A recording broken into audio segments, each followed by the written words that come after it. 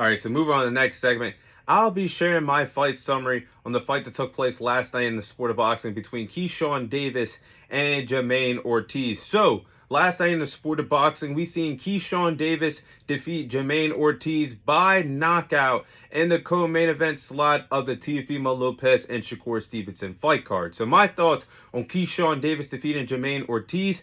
This was honestly a really good performance by Keyshawn Davis at his debut at 140 pounds. I scored the fight 10-2 in favor of Keyshawn Davis before the late 12th round stoppage where he won the fight by knockout, landing a crucial body shot to Jamaine Ortiz, and the referee waved his hand up in the air because Jamaine Ortiz cannot take any more punishment. But everything worked well for Keyshawn Davis in this fight. The jab worked well for Keyshawn Davis. He had a lot of success against Jamaine Ortiz laying the jab, and Jamaine Ortiz could not have success in the inside. He tried for many rounds in the fight, but Keyshawn Davis, every time Jamaine Ortiz tried to get in the inside, he would close the door on him and close it in on any momentum that he was trying to gain as the fight went on. And honestly, Keyshawn Davis had a lot of success with the power shots. You could tell Jamaine Ortiz was starting to get frustrated as he was absorbing a lot of punishment from the power shots that Keyshawn Davis was putting on him. And also, Keyshawn Davis just looked a step faster than Jamaine Ortiz. He clearly won the counter-punching battle, was clearly in control of the fight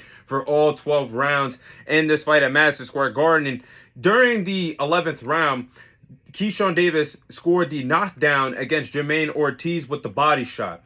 And that started to signal that the end was near for Jamaine Ortiz. And the body shot started to slow him down. And the body shot, like I just said a few moments ago, shut him down with 15 to 12 seconds left in the 12th round. And that was all she wrote. And I said during the podcast last week that Keyshawn Davis landing the power shots at the body would slow down Jamaine Ortiz and possibly score a knockdown or a knockout. Because if you guys follow Jamaine Ortiz's career, and especially when he fought Teofimo Lopez 2 years ago, he would fight off the back foot and try to fight in different lateral movements. But when you land the body shots, that shuts everything down. You're not going to want to move around the boxing ring very swiftly, use your footwork. And Keyshawn Davis did a good job landing the power shots and shutting down Jamaine Ortiz to the point where he could not move around in different lateral movements in that fight. So I thought this was a really remarkable win by Keyshawn Davis. He now is 14-0 with 10 victories come way of knockout in his young professional boxing career.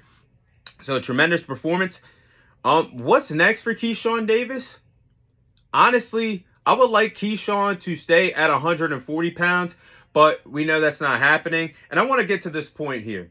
I know that Keyshawn Davis and Shakur Stevenson, they're brothers. They want to get money together. But guys, there is no Hardy Boys in boxing. There is no damn tag team boxing in boxing. You got to fight the best of the best, whether that's your friend, your brother, your worst enemy. Who cares? If you're going to prove to everybody why you're the best in the sport, you cannot avoid one fighter because you're close to him. No, everybody's got to go through each other to prove that you're the best in the sport. And both Keyshawn and Shakur want to fight the best. So what's really the holdup of them ever fighting each other? Because now we're at 2 damn times in their boxing careers where they were both at the same damn divisions. They were at 135 together. Now they're at 140 together. What's the holdup of this big super fight? That could be easily one of the biggest fights of 2026 if they wanted it. But I guess we'll see if that fight ever happens down the line, because it's not happening next. But I would honestly like Keyshawn to stay at 140, but it's not going to happen because Shakur could possibly stay at 140. But Keyshawn has said that he's not really interested in making any championship fights at 140 pounds. I honestly think him and Richard Hitchens for the IBF title could be an interesting fight, but it seems like Keyshawn is not really interested in that fight. He did say he is interested in winning the WBC title, fighting Dalton Smith possibly for the title at 140. I would like that fight. I like the future fight possibly with the opponent that Keyshawn Davis called out after his knockout victory against Jamaine Ortiz, and that is Devin the Dream Haney. Now, I think that's a fun fight at 147 for Devin Haney's WBO title. And styles makes fights. You have Keyshawn Davis, who is an explosive power puncher. His power would translate to welterweight very well, in my opinion. So he's a great power puncher, great counter punching skills in his repertoire. He has a great boxing IQ. And then you have Devin Haney, who is a slick boxer, can fight in different lateral movements, controls the pace of the fight with his jab, can land counter punches, and Bill Haney and Keyshawn and Devin Haney, all three of them would do a great job building up the fight. I think the build-up would be fight. I think the fight would be very monumental for the sport. I don't know if we get that next, but I would love to see that next between Keyshawn Davis and Devin Haney. But if we don't get that next, looking at the opponents for Keyshawn at 147, since it looks like that's where he's going next, you could possibly get Keyshawn versus Devin.